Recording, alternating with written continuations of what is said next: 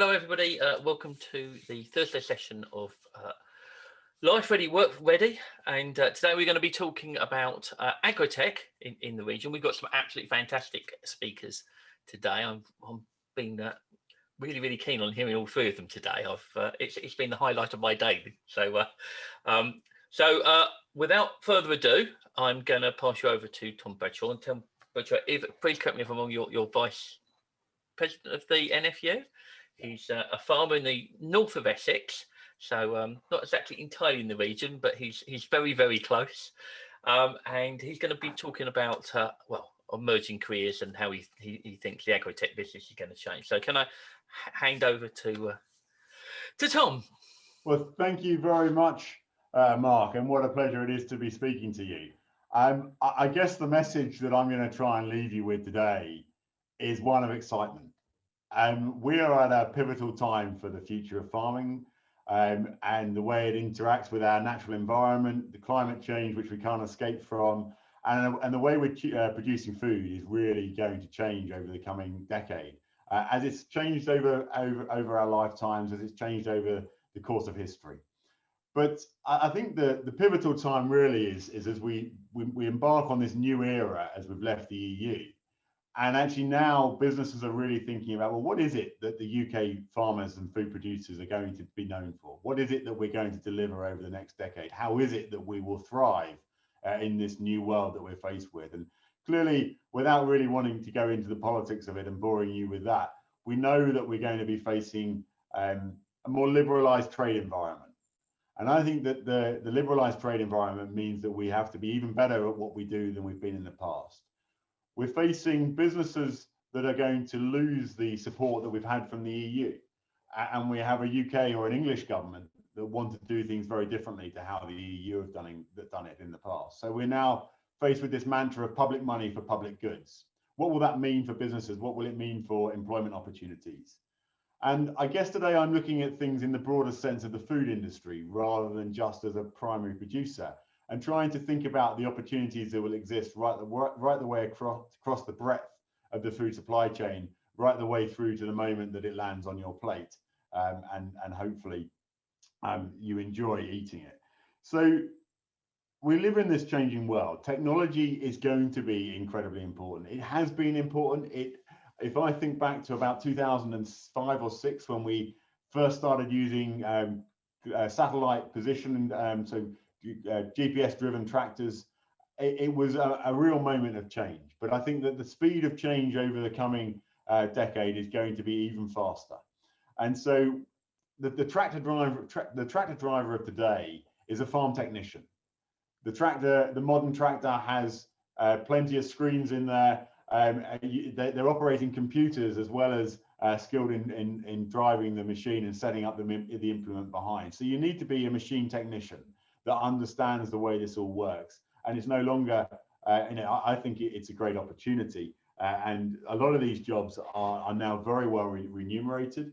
Yes, there's times a year where people work incredibly hard, and particularly during the peak seasons of harvest, whether that be for cereal crops or vegetable crops. But across East Anglia and particularly Norfolk and Suffolk, there's a lot of vegetables that are grown. And there's a lot of sugar beet that are grown. There's a lot of research which is done. And all of those industries need, we need new entrants. We need to attract the brightest and the best to come into those sectors.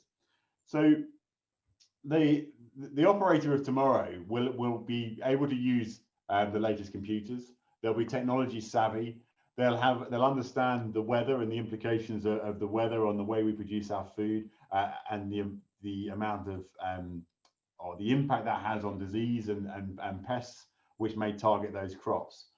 So I think that it's the technology we're going to use, sort of real-time forecasting in the fields. It really is going to change the emphasis on the way we produce food. We're not going to be using anything prophylactically. It's going to all be diagnosed with real-time indicators in the field, whether that be pests, whether that be diseases. And so I think that it's going to be a very different role in producing that food for the future. One of the really exciting areas is robotics. Now we have a lot of vegetables, a lot of strawberries, a lot of horticultural crops, which are also grown, particularly once you get up into Norfolk. And those horticultural crops at the moment are generally picked by a seasonal workforce, a migrant seasonal workforce. Now, that migrant seasonal workforce is absolutely critical, but when we look at how those crops will be harvested in the future, robotics is going to be incredibly exciting. So we've already got robots that are picking the first strawberries in some glass houses and polytunnels across the country. They're a long way from commercial reality, but whether you be the engineer that's designing that robot or the operative that's responsible for a fleet of robots on the farm, actually there's some real opportunities there which are very different to the opportunities which have existed in the past. And so I think that's the technology development, particularly in the robotic form, is going to to be transformational, but it's going to mean we need a very, very different skill set. The other thing a lot of this technology delivers is data. And actually data scientists, particularly within agriculture, are something which it's very difficult to understand the data that's produced. So we now need people that can manipulate and understand that data to try and make sense of it and implement changes based on the information that they're receiving in the form of data. So I think there's a real role there for looking at jobs that translate that data into meaningful change and try and make our businesses more efficient. We then have to look at the environment. I mentioned this public money for public goods phrase. Now, the environmental jobs are going to be so broad, and that you could be the person that's responsible for delivering a changing habitat, whether that be a wetland or a rewilding project. You could be the person that's responsible for maximizing the resource use efficiency on farm. And actually, they're both environmentally focused. One of them is incredibly productivity driven. The other one is more traditionally environmentally focused. But actually, they both have the same fundamental aim of reducing the impact of food production on the environment and trying to farm in tune with nature. So I think there are, the way that this develops with the public money for public goods will mean that there's a new type of consultant, a new type of advisor that is advising on the adoption of these new projects. And ultimately, the challenge and the exciting part of this is that we have to create space for nature, and creating space for nature, receiving that public money, we're going to have to make sure we deliver. And so I think that there are going to be great opportunities there. We then look at the food businesses that exist within East Anglia. And again, whether it be Coleman's mustard in Norfolk, whether it be, I know we're down into Essex now, but I'm thinking of Wilkins jam, but then we've got cheese producers, and so we've got those horticultural growers, we've got the sugar beet factories. We really do have a vast array of different food businesses, and that's without thinking about any of our coastal businesses that are reliant obviously on fishing. And I think with the less said about that, the better, with the challenges that they're currently facing. But these food businesses require scientists, they require people to work on the plant, and everything in between. So I think that there's a wide ranging focus of jobs which are available, and that we need to make sure that when we're thinking about these, or we're thinking about the opportunities that exist, that school pupils are aware of where those opportunities lie and how they might engage with these industries for the future. Because I think one thing that's happened through COVID is a lot of people have become more in tune with the food that they eat. There was a time back at the end of March when, for the first time in many generations, people had to think about where their food comes from. And actually, that interaction with food is something that we've taken completely for granted. Whereas for a moment, there was a genuine concern whether or not we were going to be able to keep the food on people's plates, whether the supermarket shelves were going to remain stocked. And actually, that's meant that people have had to think about their food and think about where it comes from in a way which we haven't had to for generations. And so I do think that sparked a whole new interest in food. And whether it be a localist agenda with people looking to supply the local market, whether it be the retail chains that we all know of, the supermarket chains, everyone involved in those supply chains has done an incredible job to make sure that the food remained on our plates through those challenging times. But it really has sparked that interest in food production. And I think that we'll see developments over the next decade which may not have seemed possible before this. And some of that will be a relocalization of our food supply chains. And there's a real interest in the growing agroecological way of producing some of our niche food.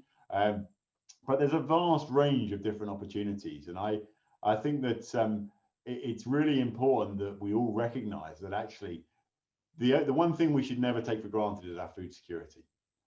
And unless we get the new entrants coming into our farming industry, which has got an average age somewhere around 60, it may be something that we are taking for granted and we're not focusing on enough for the future. So I think that there really is a critical role for everyone to play there. Then the other thing I haven't really talked about, but I know that William will talk about more in a bit, is the research and development. We have, particularly in Norwich at the John Innes Centre, we have some amazing scientists that are working on the latest technologies and techniques. We currently have a consultation out around gene editing, which really is I guess one of the latest scientific techniques to be developed, and I think will go into this in more detail. But those opportunities are really exciting, leading the way in the way we produce food, developing insect-resistant varieties, minimizing the amount of plant protection products that we have to use. And then we've got the agronomists who implement all this technology on farm. And actually, I would describe an agronomist as a crop doctor. There's somebody who's there trying to analyze whether the plant is healthy or whether the plant is sick, and what the plant needs to try and maximize its production and minimize the impact in the environment at the same time. So that's another role, which is, if you're somebody who enjoys walking, who enjoys being out and about, and is quite happy walking fields, then that role as an agronomist is something that actually you can make a fundamental difference to the way food is produced. So I think it's there's not a one size fits all. There's a vast array of opportunities. I guess no different to if you were in a car factory or in engineering. There's a vast amount of different roles that apply to building that car, and the same goes into producing the food that we were so lucky to eat. That there's a range of different jobs that suit very different skill sets, and that I think we are at this pivotal time where we look at the growing population in the world, and we'll be at 9 billion plus by 2050. If you believe some of the scientists that say that we've got to produce more food in the next 100 years than we have in the past 10,000 to feed that population, as it becomes more westernized, as it has desires on eating different diets. And actually that's a pretty scary line, but it's also really puts the emphasis on the role that everyone is going to have in meeting that challenge of feeding this growing population, while at the same time making sure we look after our natural resources and we don't have a negative impact on the environment. And so I would urge you all to try and encourage people to think about the different roles that there are out there. What I've said is an exciting and pivotal time, and these roles won't necessarily limit people to UK production. I guess there's going to be roles right the way across the world. And then one area I haven't talked about is the growth of vertical farming and these technologies which are, again, very micromanaged, based completely on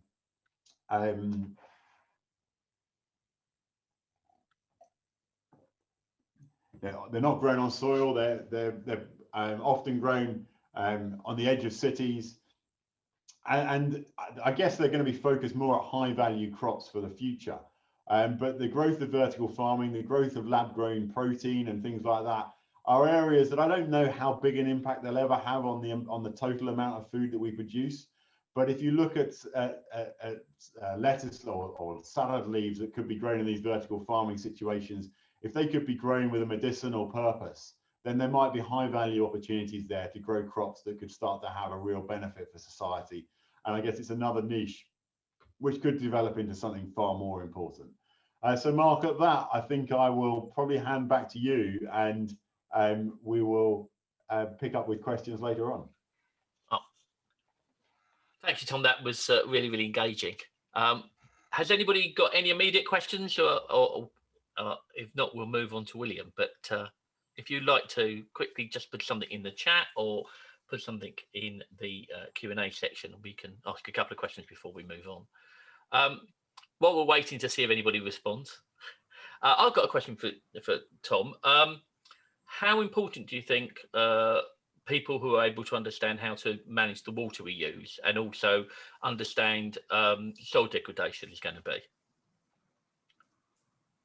The soil sciences is something that until about 5 years ago was really not thought of as sexy. But actually now soil science is something which I think is deemed as fundamental to the future of the planet. When you look at the climate change conundrum, actually improving soil organic matter, if we improve soil organic matter across the farmed area of the world by 1%, it would play a significant role in reversing climate change. So I do think that soil is going to be very, very important for the future. And then when you touch on water, look, Norfolk's facing some huge challenges with abstraction licenses at the moment. And the problem with water is that we've either got too much of it or not enough. And a lot of these crops, particularly horticultural crops, where we've got huge scope for growth, we're only about 40% self-sufficient in fruit and vegetables, seasonal fruit and vegetables. And so we do rely on a lot of imports. And actually, so there's great opportunity, great scope for growth there, but we can't do it without the water that we need. And we need to look at what a national water infrastructure project would look like that stores water in times of excess, and that we're able to utilize it in times of drought. And look, for Norfolk in particular, that is of critical importance at the moment. So I think, again, they're roles that will be absolutely vital. But I think what you may sense is that the food production systems, actually, it's always on a bit of a knife edge. And I've said a lot of these roles are critical, but actually they are. If you don't get all these building blocks in place, then it's very difficult to deliver the food system while minimizing that impact on the environment. And suddenly climate change has risen right up people's agenda. But what we find is that very few people want to take personal responsibility for that. They all think it's somebody else's problem. And yet I would say that, when you look at food prices as they are at the moment, they are some of the lowest they've ever been. We have the third cheapest food prices in the world. Now, that's not to say that everyone is able to afford food. And I know there's a real challenge there. But cheaper food itself wouldn't sort that out. That's a societal problem that's going to be solved by policy rather than by making food cheaper. But one of the things that goes with cheap food is obviously food waste, but also a lack of appreciation of the food that people are eating, and a lack of understanding that we could simply offshore our production to other parts of the world. And if we don't get the right investment in the people coming through into our farming systems, that could well end up happening. But if we do that, and our little local environment thrives in the UK, but we're still doing damage to countries overseas, and effectively we're exporting the environmental footprint of our food production, then there's no net benefit for the society. There's no net benefit for the world. And we really need to start thinking about things globally when we're looking at a lot of these challenges, because actually the UK is going to be one of the best places to grow a lot of these crops in the future. With our temperate climate, we're really, really lucky. When you look at climate change modeling, yes, we're going to have greater extremes, but we will still be a very, very good place to grow a lot of these horticultural crops. And I think that we ignore that at our peril. And what I would be really nervous about over the next decade is that we don't lose the productive capacity of UK agriculture, because if we do, it's something we'll probably never get back. Well, thank you, Tom. No one's put any other questions at the moment, but I'm sure there'll be plenty at the end. So I'm going to pass on over to William. So William works at Rothamsted Research. He's a plant breeder, plant scientist, I would think we'd call you, wouldn't we? So he's going to talk about careers opportunities in agriculture and agricultural research. So I'm just going to pass over to William, and he's got a slideshow for us. So I'm going to just disappear. Hi, everyone. Hopefully you can see my slides okay. So I'm going to talk about the organisation that I work at and some of their exciting science, a little bit about my personal background and my kind of story about how I came to be where I am, and then maybe a bit of speculation about exciting future prospects and opportunities in the agricultural sector as well. So let me see if I can get my slides to work.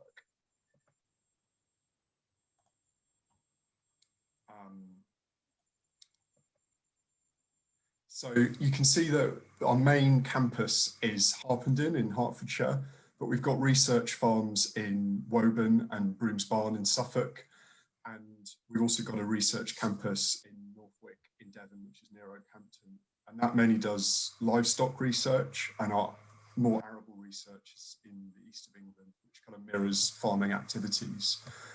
and we do all sorts of research, some really long-term research and some really modern research to address kind of up-to-date goals and so on. And it's a really great, diverse place to work. We've got around 500 employees and represented by 25 nationalities. So it's a really great place to do collaborative research.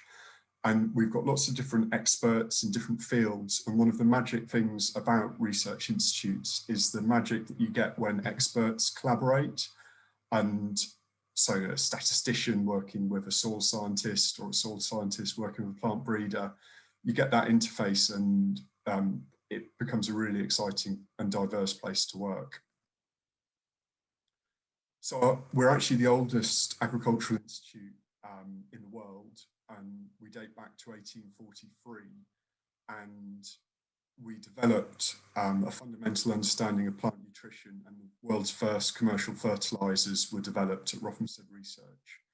And some of the experiments that derive this are still ongoing, and we've got in the Guinness Book of World Records for having the most continuous agricultural experiments. One of them is called Broadwalk, where much of this nutrition work was done.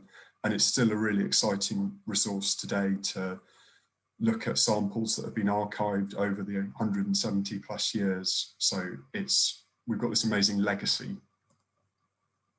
But there's been all sorts of developments over the years. We've developed statistical techniques that not just agricultural researchers, all sorts of industries use, that Ronald Fisher developed, including the student t-test and the f-test, and all sorts of statistics. We developed pyrethroids that are an insecticide that's been used the world over. The ROF-C model, a soil carbon model that was developed that is, even though it's quite old now, it's more relevant than ever. GenStat's a statistical program that lots of researchers use. And then we, in modern times, are doing more GM work. There's some GM camelina. We've got one of the few GM field trials in the country at our research farm. And then current things like selenium depletion and all sorts of other topical research areas. But that's a kind of timeline of some of our big achievements over the years. And whilst we are really doing research aimed at our main stakeholders, UK farmers, it's really got a global application, the kind of research that we do. So things that affect us are global too, like Tom mentioned, food security, for example, that's important everywhere. And developing healthier food and connected global risks, bioeconomy work, and technology integration surrounding big data is a real challenge. So it's kind of local and global all at the same time. And our current research is bundled into 6 main packages, and I'll talk you through them now, but these change about every 5 years, and we do this strategic research. Sometimes it's highly relevant for farmers and stakeholders, and sometimes it's a little bit more applied and will take kind of 10 to 15 years before it actually comes to the market. But we operate in that space kind of before stuff's ready for commercialization. But it sort of shows the challenges that we're addressing. So designing future wheat is one big program, and you can see it's collaborative research. So we're collaborating with people across the region. NIAB, for example, the National Institute of Agricultural Botany, that are nationwide, but their HQs in Cambridge, the John Innes Centre in Norwich, and lots of other important institutes, including the Earlham Institute, which is Norwich as well. And we've been screening wheat germplasm to identify key traits, and we collaborate with plant breeders to do the pre-breeding to get these traits into exciting lines. And one of the techniques that we use is this phenotyping platform that you can see on the left, this gantry, which allows us to screen in a really high throughput way lots of different traits in wheat. You can see small plots of diverse wheat growing underneath the gantry, and that white box full of tricks has got all sorts of lasers and scanners and infrared scanners and so on, which can take images and measurements and so on, and it's incredibly high throughput, and you can program it to visit the crop plots, and it produces lots of data, which is challenging to kind of analyze and monitor, but it allows amazing insights. So this can help us address important things like yield, nutrient use efficiency, resistance to disease and insects, climate change adaptation, and also getting healthier and more nutritious cereals. So it's a really great tool that we use. Then another huge body of work is tailoring plant metabolism, where we're looking to extract higher value compounds from plants and alter plant metabolism for health benefits and so on. So one example of this is, at the moment, farmed fish to get omega-3 fatty acids that are really good for human health are actually fed by grinding up fish and feeding the fish to the salmon or the farmed fish. But one option is researchers have used GM techniques to put the traits that we need to produce sustainable omega-3 fatty acids that are really good for health into a crop called camelina, which is an oilseed quite similar to oilseed rape. And then this can be grown and fed to the fish to make it more sustainable. Obviously, it's not allowed in the UK at the moment because of GM regulation, but it's a potentially more sustainable way of improving human health. Potentially, this crop could be fed to chickens, to pork, and you can improve the health benefits of other food for humans using this technique. And then we're covering sustainable agricultural systems as well. And we're looking at things like the yield gap. We know in theory how much wheat and important crops can yield, but sometimes there's a gap between what's produced on farm, between what can be produced in theory or in experimental plots. We're doing a lot of research to help identify that yield gap and also make those systems more sustainable and improving biodiversity and beneficial insects, and understanding these complex interactions of ecology and food production to help make food production more sustainable. And as Tom said, the soil and its role to sequester carbon, to help with climate change and be more resilient and allow more resilient production is increasingly acknowledged and even more important, and is at the heart of food production systems. So we do lots of research in this area as well. So that's hopefully a bit of a flavour of some of the research that we're covering, and it's very much not just us in the region that's doing this.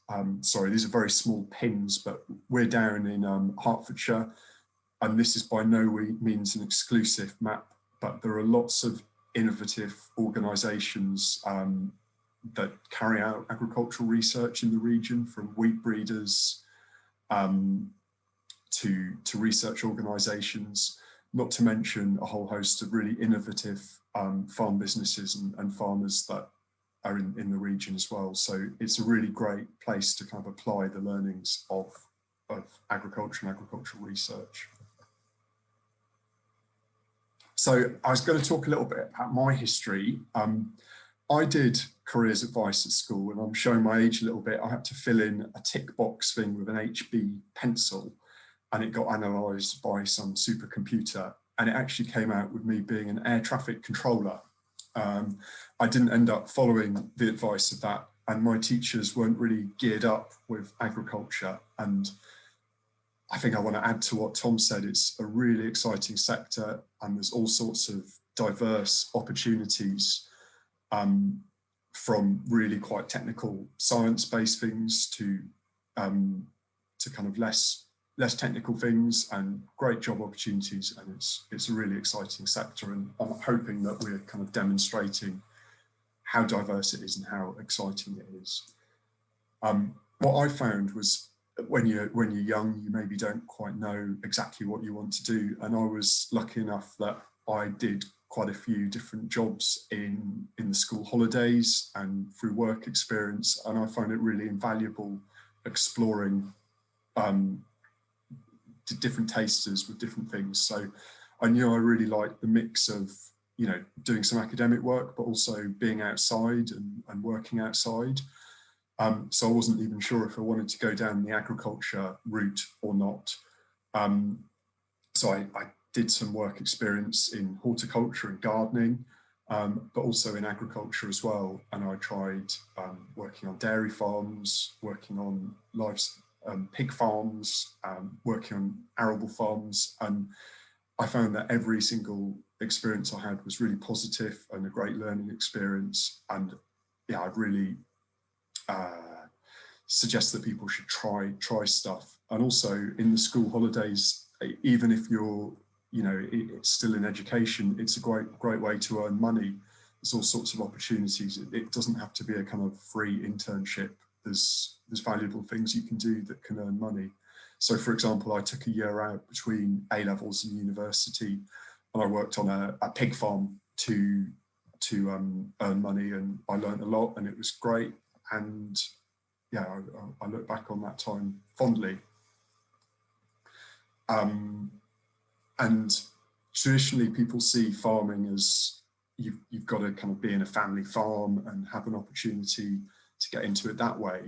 And I'd say that there really are diverse opportunities in advisory and support. It could be financial planning and accountancy and bookkeeping to help support these innovative businesses, to agronomy that Tom talked about, or even in the livestock sector, kind of nutritional planning. And that's not, I'm not talking about the all the other opportunities in agricultural engineering and robotics as well. So there's all sorts of kind of advisory and auxiliary opportunities in agriculture as well. It's not just farming opportunities. Yeah, no, I did get a lot of inspiration from my uncle who farmed. He farmed he was a dairy farmer in Lancashire, and I spent a lot of time in school holidays working for him. And here's a picture of the pigs that I worked at in my gap year. And then after I went on to study agriculture at the University of Reading. There's loads of good agricultural degrees around, but you can still study other topics that are still equally relevant for the agricultural sector. And I've been at Rothamsted since I graduated and done lots of plant breeding, but I've got out to collaborate with farmers and establish field trials on farms. And here are some pictures of some of the things that I've got up to. So it's not all lab work, although I do spend time in the labs and the glass houses as well. So going on to some of the future prospects, as Tom said, with the UK now being in charge of our agricultural support and agricultural policy after our exit from the EU, it's a real time of change at the moment. And whilst food production and food security is going to be absolutely vital, there's going to be more asked from the land. I'd say apart from COVID, climate change is one of the challenges of our times, and farmland will be increasingly used to deliver and address net zero and climate change as well. There's going to be biodiversity net gain. So the environment bill that's going through at the moment is going to provide opportunities for agricultural, previously agricultural land to develop that. And it could cause farmland to really polarize. So it could be quite intensive food production, or there could be systems that are maybe slightly less intensive than currently, but are also delivering things like net zero and biodiversity net gain. So I've called that a kind of hybrid system for delivering these other challenges apart from food production. Farmers are going to have to be a lot more innovative and the new Agriculture Act is looking to support that. And there's going to be lots of opportunities to incorporate ecological principles as well as agricultural principles, and use exciting things like integrated pest management through an understanding of sustainable farming systems to help deliver production. So that could be using beneficial insects by using less active ingredients, less herbicides, pesticides, but farming in a more nature-friendly way. And I think this will become more mainstream as we understand these complex biological systems. Here's an example. So my research is breeding a carbon neutral crop called short rotation coppice willow, which is grown to be a renewable fuel source. And this could be rolled out a little bit more on farmland or grown in land that's less productive. And the Committee for Climate Change that advises the government on achieving net zero has advised that we're going to see more woodland, more short rotation coppice, and more perennial energy crops on land, which will hopefully complement food production. So we might see more alternative crops being grown as well in the right areas.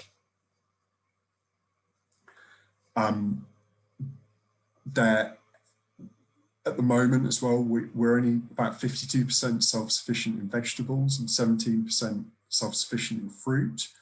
So the point here I was wanting to make, kind of owning a large farm has often been a kind of barrier to new entrants, but this market gardening can be done on a smaller scale. So if there are entrepreneurial young people that want to produce and farm, there could be opportunities in this kind of more market gardening sector. And Tom really nicely highlighted the challenges that robotics and harvesting is going to have to deliver, but with seasonal labour difficulties, there's a real opportunity kind of right now to get UK residents to provide that on-farm labour picking, which could be great for school people in their holidays, kind of right now almost in the Easter and summer holidays, to contribute towards this. So there are good opportunities for kind of pocket money right now, and to get people to have a taste for working in the countryside. And there's likely to be more support for new entrants. The average age of farmers is about 60, and we don't quite know the details around this, but the new agricultural policies are likely to help give some people a dignified exit from the industry, to help give them a lump sum. And hand in hand with this, it's likely to ease new entrants. And so there could be schemes to help people that aren't from farming backgrounds onto farms, whether that's council farms or whether that's working with these older farmers that are leaving. So there could actually be incentives to do that. So being kind of actual farming, not just the auxiliary, could be on the table, and where it's been more difficult in the past. So there's lots of opportunities there too. So just to kind of sum up, hopefully we are demonstrating that there are loads of career opportunities in the agricultural and agricultural support sectors, and that also there's lots of exciting opportunities to frame and include agriculture and agricultural science in your syllabuses that you teach. And yeah, I'm happy to answer any questions. Thanks, everyone.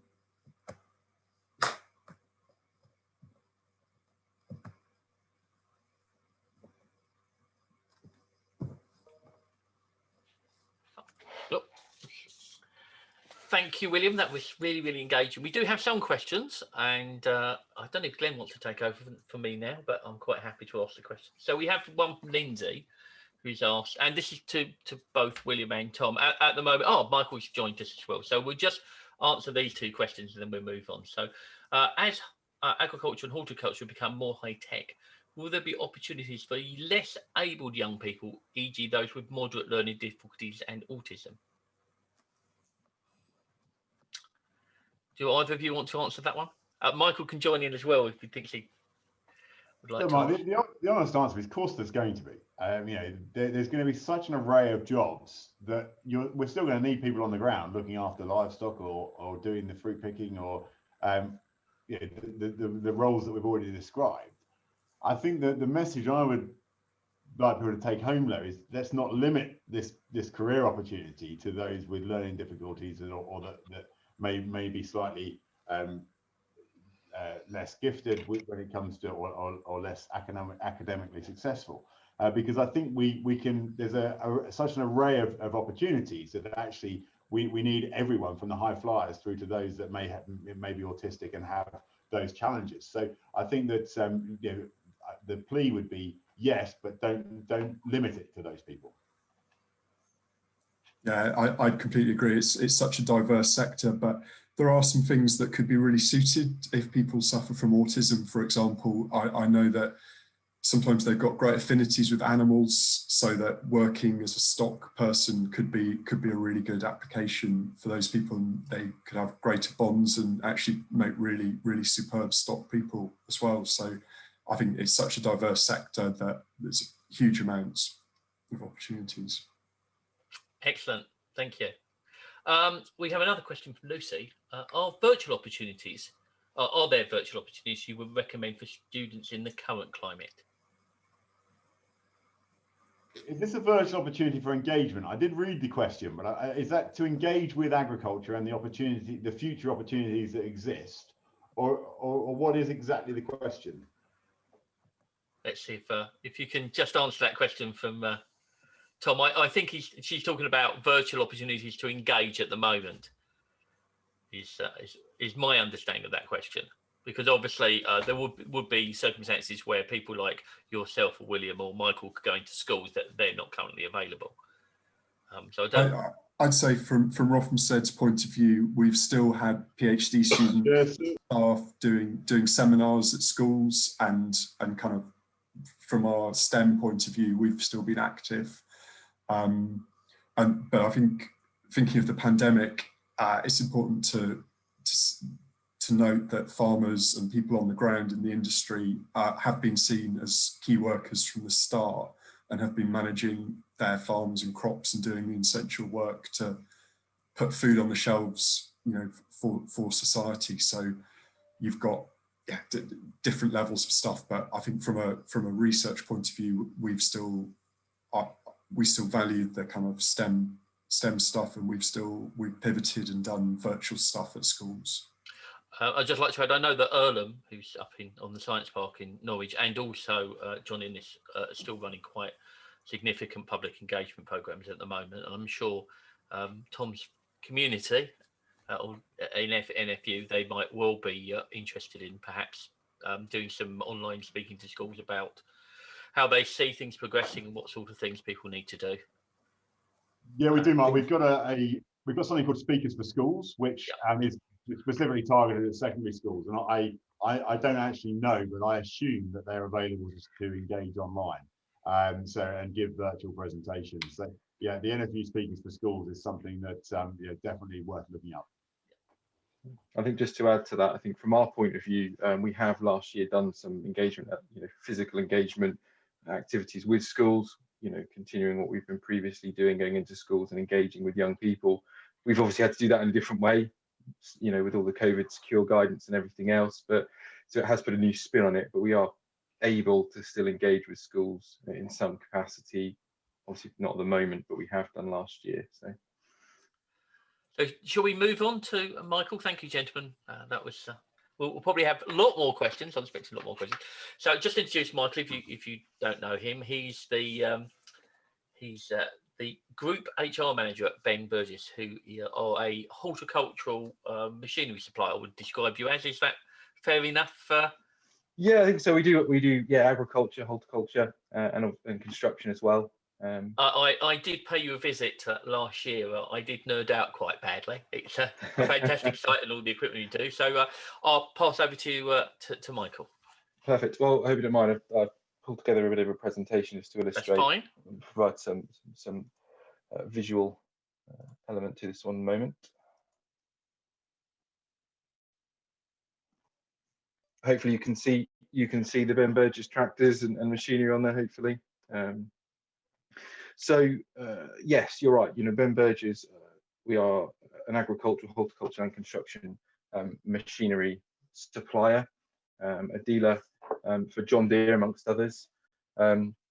What I wanted to do today, and hopefully add some value, is what we've done previously, and some people attending this day may have physically visited one of our sites and experienced a similar presentation just around our industry, agricultural machinery specifically, the opportunities that are within our industry, and share a little bit more insight into the company, because I think we've got a story to share. So I'll try and do that very briefly. Ben Burgess, we are currently celebrating our 90th year of trading. We were established in 1931, so this year is our 90th year of trading. And I'm not going to go through all of the detail, but I'll share with you a bit about our history very shortly. As a business, we have had a very similar vision and mission ever since our founder founded the company in 1931, and that's mainly revolves around being a leader in our industry, in agricultural machinery initially, but now that's expanded the scope, and we continue to expand that scope every year. We genuinely believe the way to do that is through outstanding customer experience and also building an inspiring place to work. This is something our founder believed, and also our managing director has recently reaffirmed to us is definitely our strategy and our plans moving forward. We have quite a rich history as a company in agriculture. The Burgess Turner family actually have a history dating back to 1771, and people that may have attended the last thing we did 2019 now, I would have thought, may you've had a bit more detailed history, but I think in essence, we were founded in 1931. The gentleman in the top left-hand corner is Ben Burgess, our founder. Mr. Burgess ran the company for many years.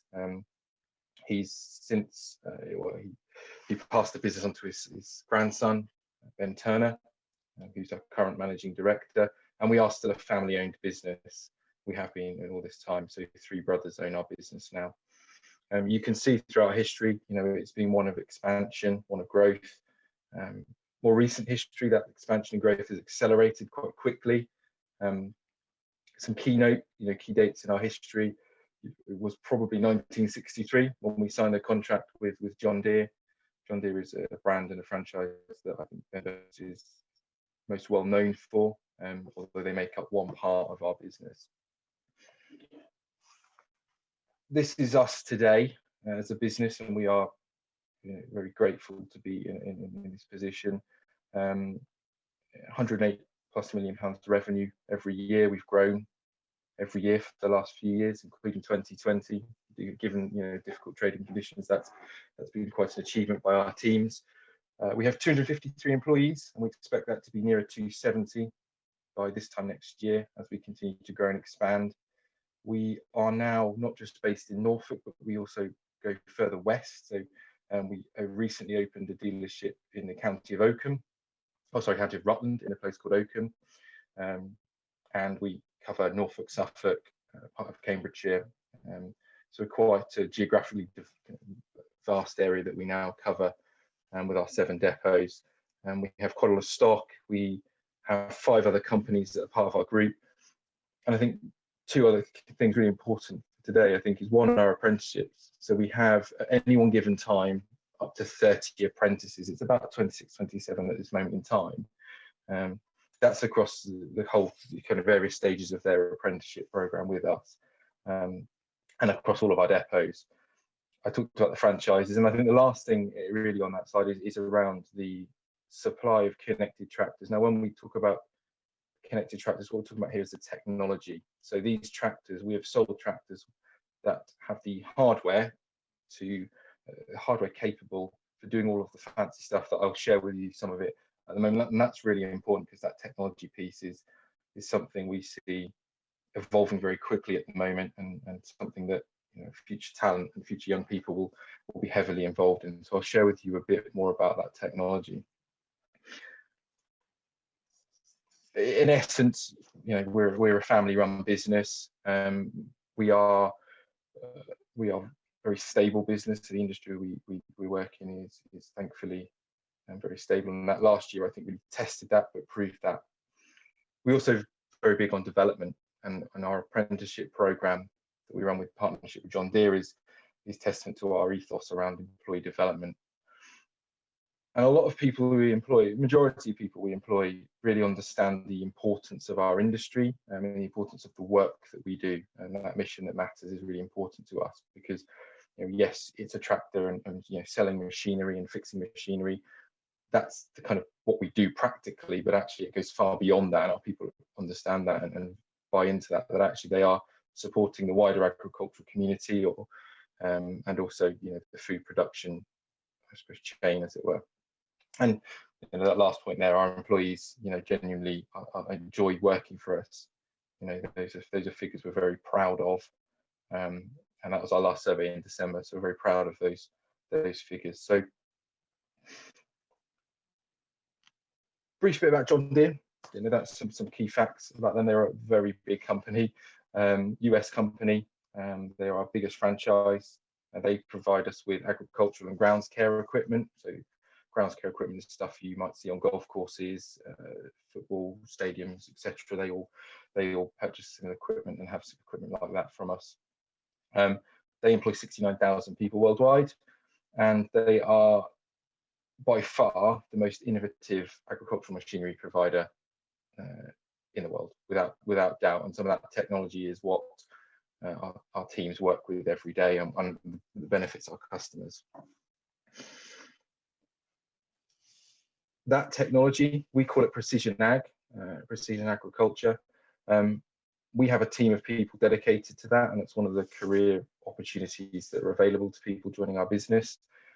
Just to give you a bit of insight into what some of that might mean, because precision ag is quite a wide term. 3 areas I want to talk to you about briefly. First of all, we have a technology called AutoTrack. AutoTrack is very similar to the autonomous driving you might see in a car. The difference between ours in terms of machinery on the field and the farm and the car, a number of key differences. One, for example, the GPS in your car is accurate to 3 meters.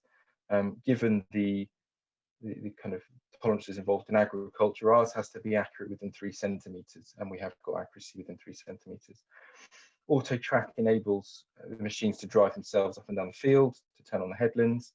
It also allows machines to sync together. So, for example, a combine driving down a field can become the lead vehicle in a pair, and when a tractor and a trailer pull up beside it, it's the combine's speed and direction that then denotes what the tractor next to it will do to avoid things like collisions, to ensure the trailers are loaded, balanced and properly loaded correctly. So the combine effectively will instruct and take over control of the tractor, and whatever the combine does, the tractor will follow and mirror and keep a safe distance, etc. Another technology that we're seeing in our industry is computer vision. More recently, in our brand new combine, John Deere recently launched a new combine called the X9. That combine has won awards for innovation. John Deere are the only agricultural machinery provider that's attended the CES show in Las Vegas, which is a big tech show. Sony, LG, etc. attend that show off their latest products. John Deere has been attending for 3 years now, and the X9 combine won an award for the employment of computer vision and AI. So the machine will have multiple cameras. Those cameras scan everything that's running through them. It will then make adjustments in real time, and it's trillions of calculations a second to make real adjustments real time to help ensure that the product that's going into it and coming out of it and the yields, etc., are all exactly as they should be. And that's a real innovation for us, the use of AI and computer vision. And then lastly, expert alerts. Expert alerts, again, it's an AI technology. What's happening is these machines on the fields and on the farms have multiple sensors. Those sensors are feeding a server in America with lots of data at an individual tractor level. That data is being analysed constantly. And if a tractor and a pattern emerges that would suggest that there's an imminent failure on that tractor based on the sensor readings, the computer will calculate the probability of that failure and it will send out an alert, and it will send that out to us and the customer. From our point of view, from a technicians and a servicing point of view, to get a proactive alert that something might break down it's new for us, first of all, and second of all, we're already seeing the benefits of that. Our technicians are going out on site and out on farm and fixing small problems before they develop into large problems. And we have seen examples where we've saved customers tens of thousands of pounds because we fixed a small sprocket, for example, that could have led to an engine failure. So expert alerts and that technology is really vital to us. Our future, we're very excited by this. Our head office at Swainsthorpe is a development that's on the horizon, which we're really excited about, still waiting planning. Our Swainsthorpe head office is both functional in the sense of it will be our head office and our Norwich dealership, but also it signifies our intent to the industry that we want to ensure that agriculture is firmly on the map, and that we have a place where we can do conferences and training and everything else, not just for us but for our customers. We also intend to have and use this facility to support our work with schools and young people, having a training centre that we can bring people on site post-COVID, and have some valuable interactions with young people around agriculture, machinery, etc. Some of the roles at Burgess, very typical stuff. E-commerce is a new one for us, servicing, engineering, etc. All the usual business type roles that we employ. Two specific roles that I think you might be interested in, especially young people might be interested in. One is our agricultural service technician, the typical role of someone who's repairing, breakdown, servicing, that kind of thing. Works in a workshop or out in the field, and really is supporting our customers. They're the front line. We employ just over 100 technicians. Of those, 30 are apprentices, and they are really key to supporting our customers, offering outstanding service and keeping them going. I talked about precision ag. These are these people, our precision ag specialists, are the technology experts. They are your Apple gurus, if you will. They are the people that really understand the technology and help ensure our customers get maximum value from that. So there are a couple of the roles, not all the roles, but a couple of really key roles. Our apprenticeship program, that's probably, especially for our service technicians, the most common route of entry for our service technicians. The majority of them have come through our apprenticeship program over the years. It's obviously evolved over the years, and we've worked with John Deere over the years to make that better. The John Deere apprenticeship program is a partnership between John Deere and a company called ProVQ. They're the training provider. ProVQ provide training for other industries as well, so automotive and HGV specifically, and they work with big companies like Toyota on that. The partnership is a true partnership. John Deere invests significant amounts of resources into the apprenticeship program, not only in terms of facilities, but in terms of ensuring good staffing, ensuring the young people have all the latest equipment and machinery to work with and tools, so they get real up-to-date knowledge and experience on the John Deere product. All apprenticeship programs, obviously, there's no cost of training for the young person. There is sometimes costs associated with other things. With us, we cover the full costs. So we cover the costs of travel, hotel stays, we pay for their sustenance, and various other bits and pieces they might need.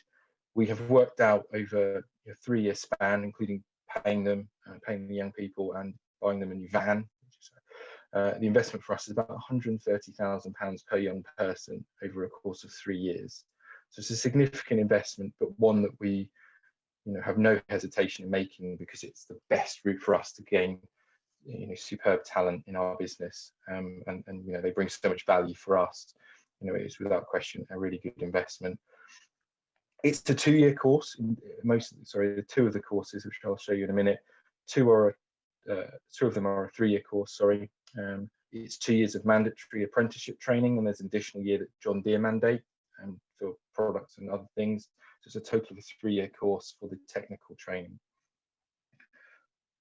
Bit about the options here. So there's 2 technical courses, 2 technical apprenticeships young people can join.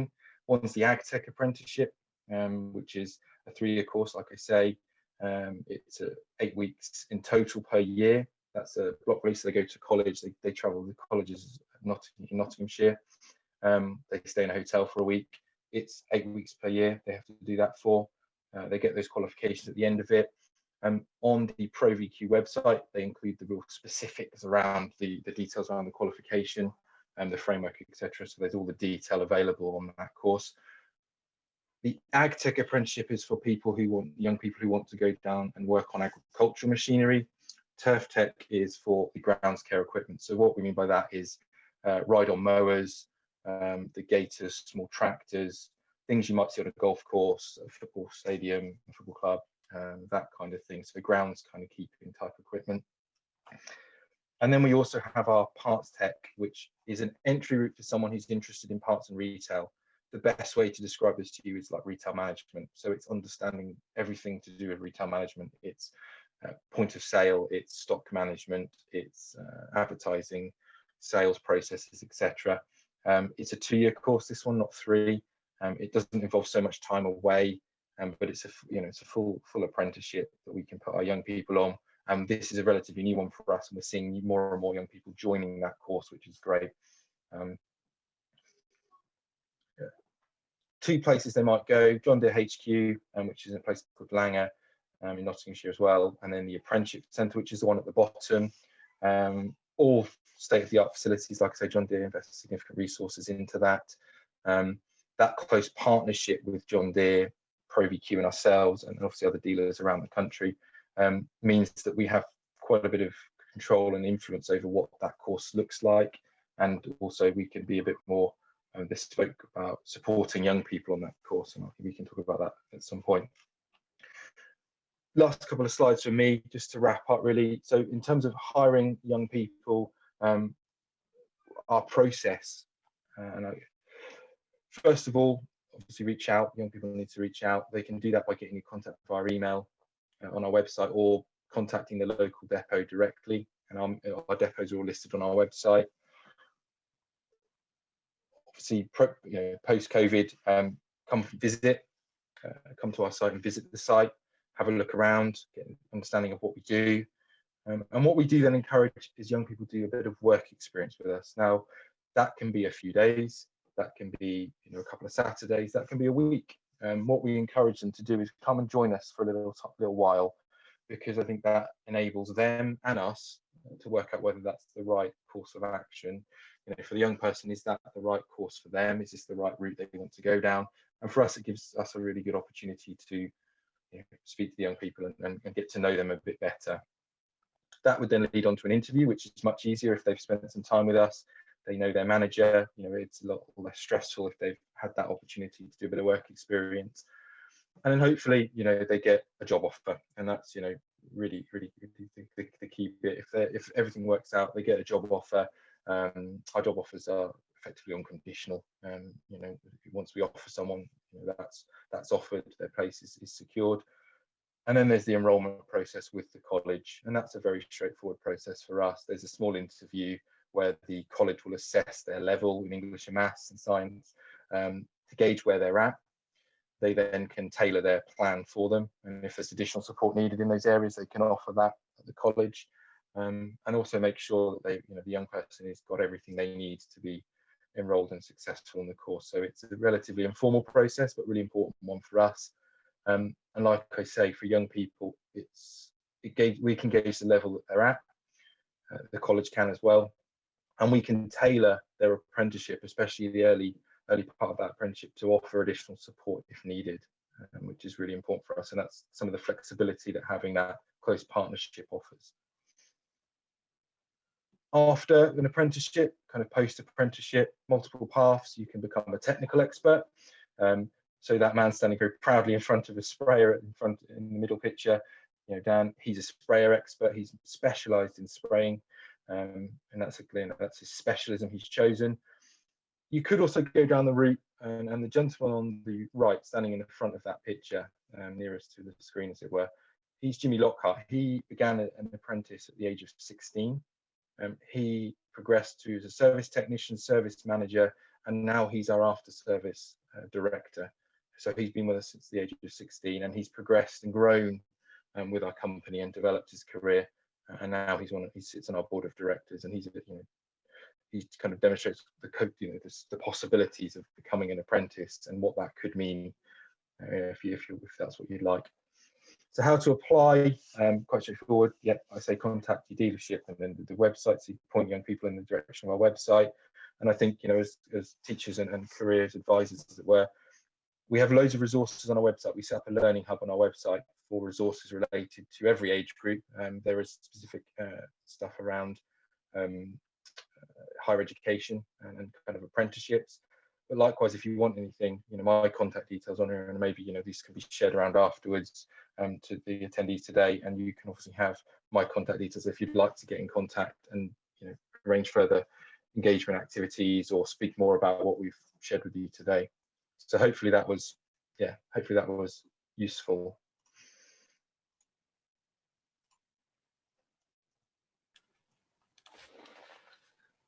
Thank you, Michael.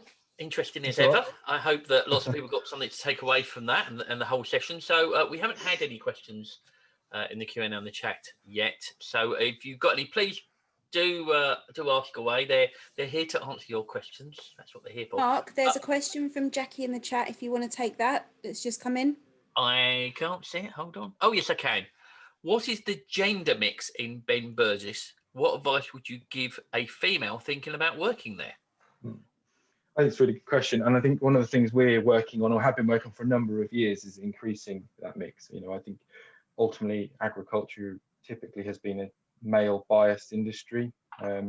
We have been working actively to kind of challenge that status quo. We have seen a lot of young females join the apprenticeship program, especially in recent years.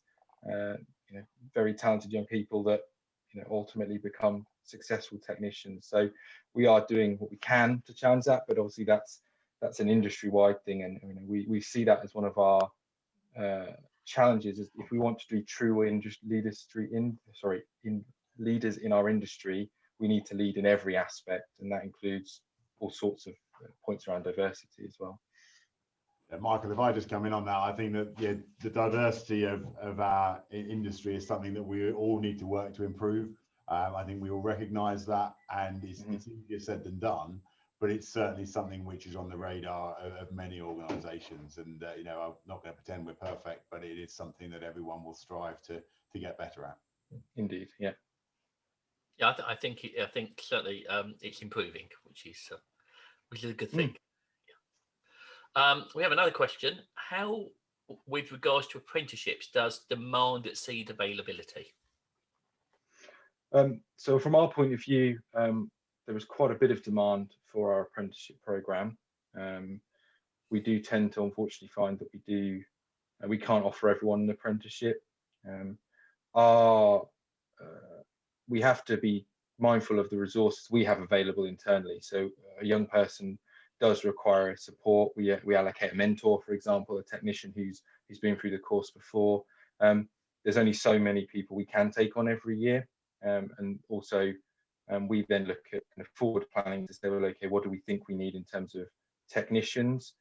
We as a business tend to try, and we have, with a great deal of success, if we take on an apprentice, we have a vacancy available at the end of that course. We don't believe in taking on a young person and then kind of at the end of their apprenticeship saying thank you very much. We have to do that with the viewpoint in mind that we have a place available for them. They will become a qualified technician and we will take them on. So that kind of hopefully answers the question and gives some indication of how demand might outstrip supply, or the other way around. I've got a question that sort of might be, well, I think it's appropriate, and it will be to all three of you because you all come from different areas of Agri and Halt. So what sort of things do you think students should be studying to be able to move into the industry? And as a sort of side note, how do you think the T levels, if you know about T levels, so it might be the case, but are the T levels going to be important to driving forward to these sort of careers? The answer to the T levels bit is that they are going to be important. But it's still very much at the early days of the development of them, and so I think that they are potentially going to be important, but they've just got to be developed in the right way.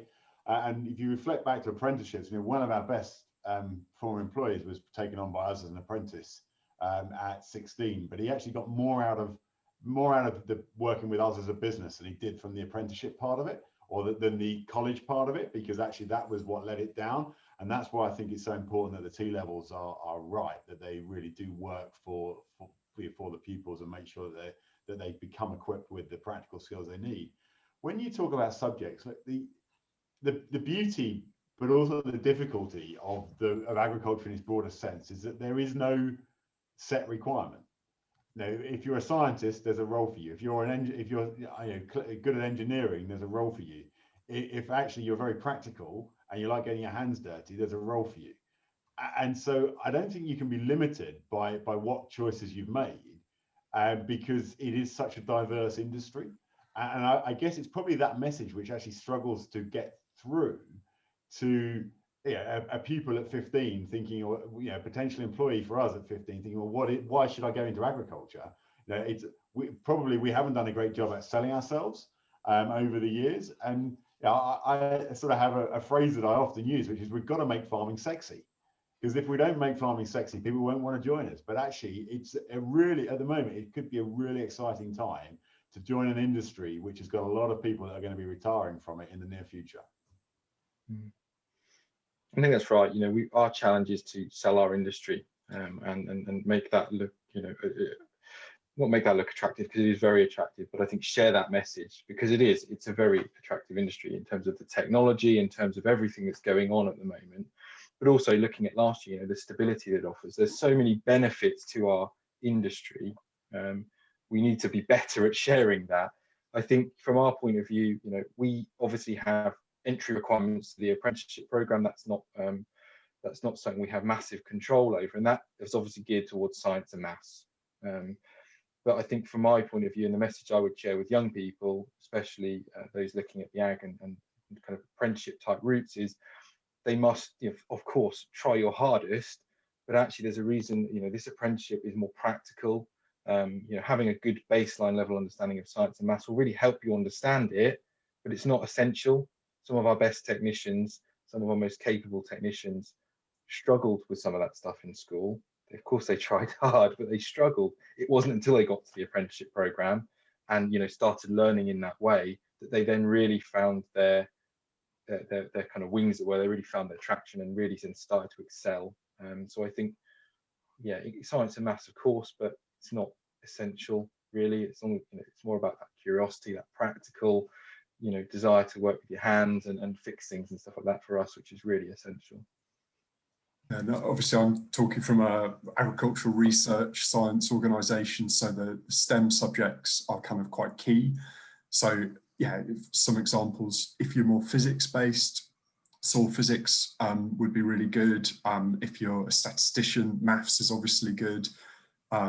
Chemistry, if you're a natural product chemist looking at plant metabolites, things like that, or biology.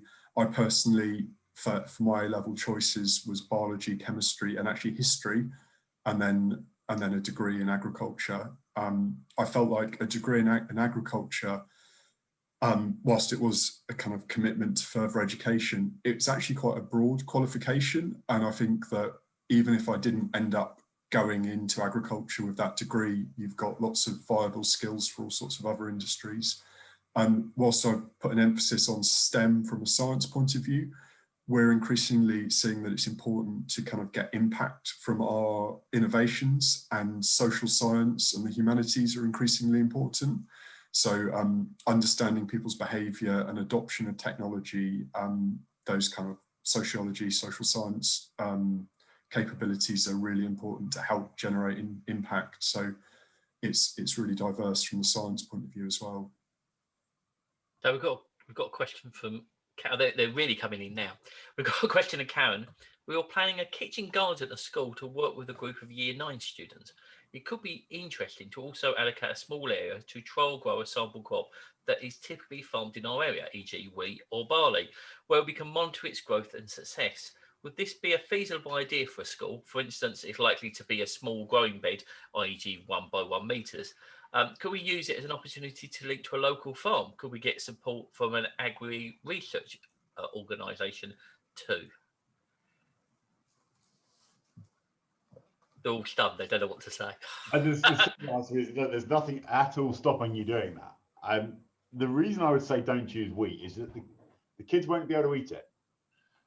And I would much rather encourage you to grow something that they can then see the benefits of by eating it. So whether that be peas and they mange too, or something like that, that actually there's a real benefit there. And suddenly there's the recognition that what they've grown is something that they then eat. Whereas wheat, you on a 1 by 1 metre plot, you wouldn't produce enough to then grind down into flour to bake with. Yes, it's perfectly possible, but I guess the sensory experience would be to grow it and eat it, and that would be, so strawberries would be another one that you could do actually quite easily, and you would be able to see the benefit of that straight away. I'd say think about the harvest time point as well, and making sure that's in term time. Quite a lot of the cereals will be in the summer holidays, so maybe, you know, crops like a new potato could be good. It's got quite a tight growth phase, and will probably be harvested in June before you break up.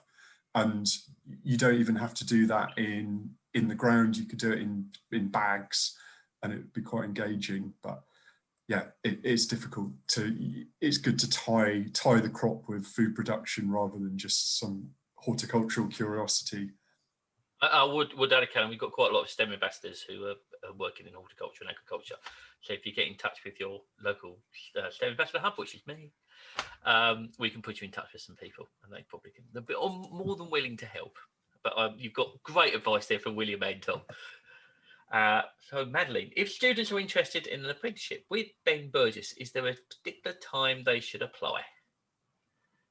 Indeed, yes. I think, you know, looking at our calendar and how things kind of time and how things work, I think young people who get in contact just before Christmas for the following year tend to have, you know, they tend to get in early enough. That's probably around the time we start to engage with some young people, and that allows enough time then to kind of be enrolled on the course, which would then start the following September. So as early as possible, definitely. You know, we're now thinking about September enrolment at this moment in time, so definitely get in contact sooner rather than later if they're interested.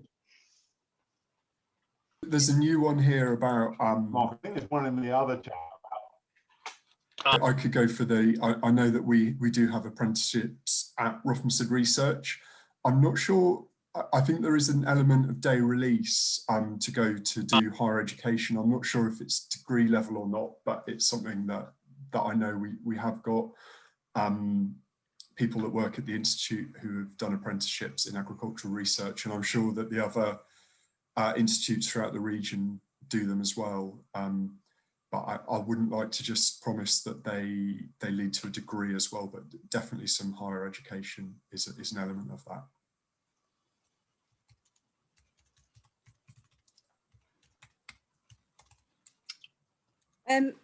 Glenn, obviously you're with us now. Is there anything you'd like to add? Thanks, Julianne, and apologies for coming in late. No, I just wanted to thank the three speakers as well, Michael, William and Tom. So thank you for giving up your time today, and thank you for sharing such informative presentations with the group today, and thank you for Mark for stepping in and facilitating all the questions in the panel. It was just to say that we do have obviously the final session tomorrow. I hope all of the attendees have found the last 4 days really informative. We do just have that final summing up session tomorrow, and again, just a big thank you to the three speakers today. Thank you very much. Yeah, I'd just like to add my thanks as well. It's been really engaging. I've really enjoyed all three talks. Actually, I'm a physicist, so it's extra praise if you can engage me with agriculture.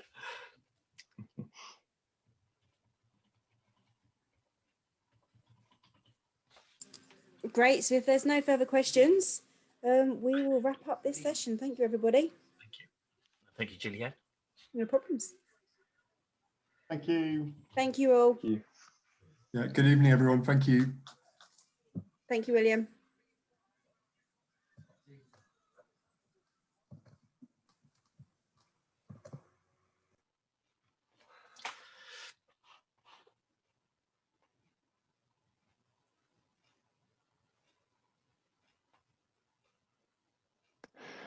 Mark, just wanted to say really big thank you. Thank you for stepping in. Really, my sincere apologies. Something came up last minute, but Absolutely fine. Don't you worry are, about it. you are superb. You really are a natural on screen. Oh no, I don't think that. I'm very, very self. Mark loves it. He doesn't. Mark hates it. Mark used to do lots of. So when I worked for the university, I was considered by the press office the only person they would put in front of camera.